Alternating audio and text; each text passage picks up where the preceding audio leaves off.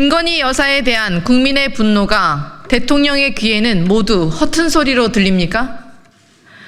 윤석열 대통령이 김건희 여사가 힘들어한다 말하고 대통령실이 관저에서 누워만 있다던 김건희 여사가 이틀 만에 다시 공식 석상에 모습을 드러냈습니다.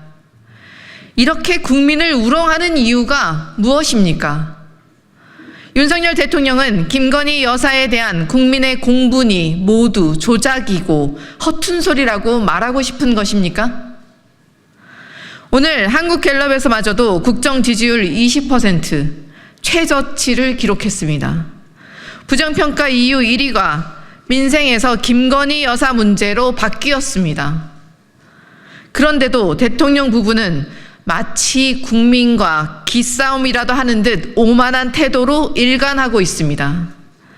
윤석열 대통령 취임 고작 2년여 만에 대한민국이 민주공화국에서 김건희 왕국이 되었습니다. 김건희 한 사람을 위해 국가기관들이 동원되고 김건희 한 사람을 지키기 위해 온갖 파렴치한 거짓말을 늘어놓고 있습니다. 검찰은 주가 조작 사건으로 압수수색 영장을 청구한 적도 없는데 마치 법원이 기각한 것처럼 거짓말을 했습니다. 도이치모터스 계좌주 가운데 압수수색 영장을 청구한 사례도 없다고 했지만 실제로는 압수수색을 당한 계좌주가 있었습니다. 김건희 여사 황제 관람으로 비판받는 KTV 공연에 대해 13일 전 보고를 받았던 대통령실은 정작 녹화 한 달 전에 직접 현장까지 챙겼던 것으로 밝혀졌습니다. 국민이 권력을 위임한 바 없는 김건희 여사가 대통령 행세를 하는데 헌법을 지켜야 할 국가기관들은 이를 제지하기는커녕 앞다퉈 거짓말까지 하며 방탄에 몸을 던지고 있습니다.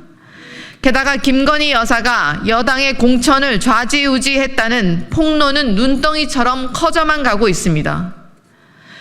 김건희 여사에게 충성만 맹세하면 자리와 이익을 약속받는 김건희 절대 왕조가 탄생했습니다. 당무 개입은 기본이고 국정농단은 일상이 아니었나 싶을 정도입니다. 그 어느 정권에서도 볼 수 없던 괴기한 윤석열, 김건희 공동정권의 탄생을 국민 누구도 동의한 적 없습니다. 국민을 바보로 여기지 않는다면 이렇게 파렴치한 국정농단을 벌일 수는 없습니다.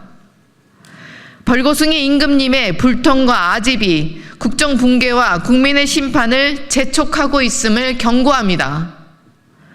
국정농단에 부역하는 자들 역시 법의 심판대에 서게 될 것임을 강력히 경고합니다.